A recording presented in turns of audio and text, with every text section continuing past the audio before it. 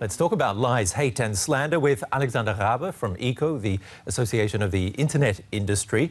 Now, you coordinate the Berlin office and you have an actual complaints office there. What sort of complaints do you get on a daily basis? Yeah, last year we received about 250,000 complaints.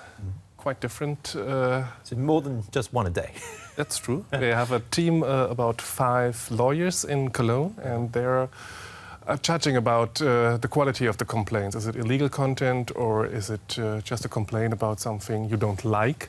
Then it's not illegal, and then we can't delete it, and we can't get in contact with the police or something like that. So how tough is it drawing the line between freedom of expression and something that is actually slanderous? This question is really hard to answer, and one thing is for sure, we need time for that. We need competence of our employees to understand the context of the complaints and the text, which is received by our website Eco-Beschwerdestelle, we're calling that. We need time and competence because it's not easy to say, okay, this is illegal or this is legal. But what is actually considered slanderous these days? Because if you go into something like TripAdvisor, you're trying to find out, is this a good hotel or not? You've got such a wide array of opinions and posts.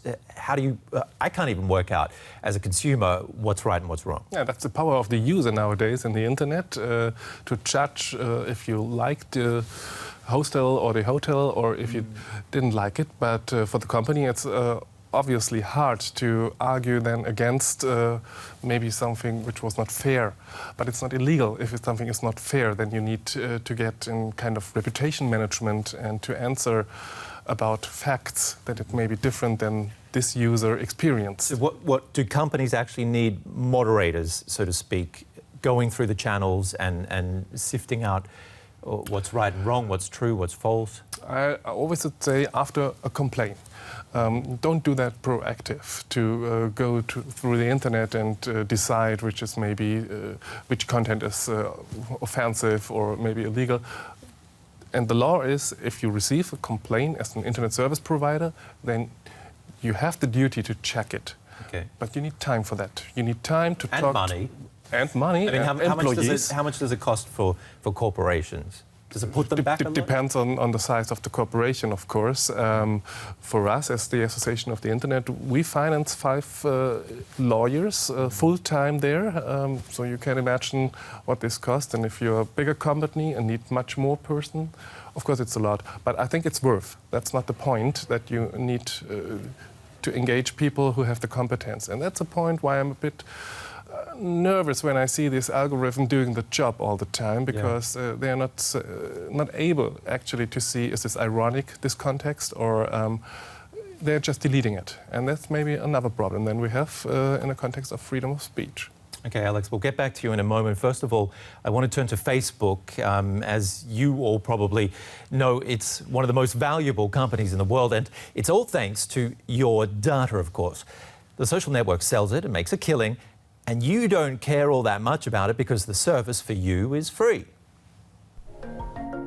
It was once just a small student project. Now it's a global corporation. Around 1/4 of the world's population is a registered Facebook user. Nearly 2 billion people post likes, comments and pictures. They spend an average of 42 minutes a day on Facebook. The company almost tripled its net income over the past year, reaching the equivalent of 9 billion euros. The company doesn't even charge fees, so how is that possible? The answer: Facebook members pay with their data. Every click makes the customers and their interests more visible.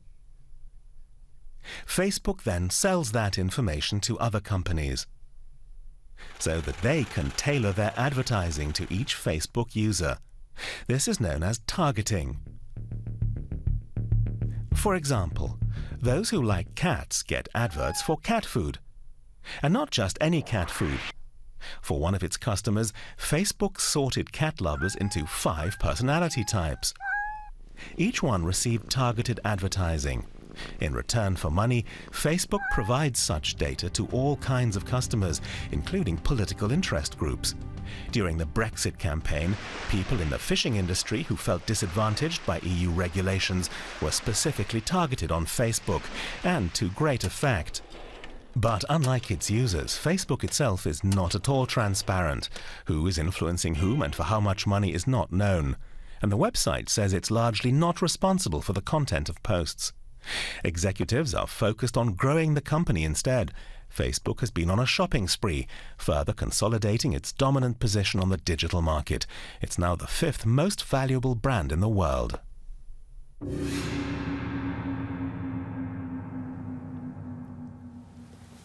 So, Alex, Facebook is making more and more money, as we learned there, but is it getting quicker at tackling this problem with fake news? First of all, I can't speak for Facebook, but I know that the European Union initiated monitoring, and the numbers there, they show they're getting better. The social media companies getting better in deleting the fake news or hate speech stuff. But I think, of course, it's always a way to go to improve your processes. Why are they getting better? Is it the fines that they could be hit with? I don't think that this is the motivation of their work right now, because right now the situation is, okay, they're responsible for the content if they know that there is illegal content on their website. But it's a learning process. It's a cooperation process between the police, between companies, between associations or complaint officers like us. And you always learn more and more. And if both sides getting better, then the results are getting better. But just briefly, are fines effective, do you think? Not in the way when they're they're discussed. like millions of euros? Not in the way they are discussed in Germany, because I think this is something you just push companies to delete content. And if you delete content, Okay. The hate is not gone, or the fake news is not gone, but the freedom of speech is in danger then. When is everybody going to wake up and realize, do you think, that the content they're putting out there is up for sale and it's not really private at all, despite their privacy settings? The internet technology is an open technology, so we really need to get the people educated to understand what technology they're using and what is behind this technology if you're just using it. This is something I think we need to get into schools very early. So if you know what you're doing and what are the processes behind, then you know what is the potential, maybe in what you told me, selling your information then. Because if I'm able to understand what is happening behind the website, then I'm able to decide if I want this. The kids or adults, no matter what age, we can basically kiss privacy goodbye. Well, I don't think so. But I think we really need to do something to sensitive the people. They really need to get to know what they're doing. This is important. Alex, I hope everyone's listening in. I certainly am. Thank you very much for coming in today. Thank you.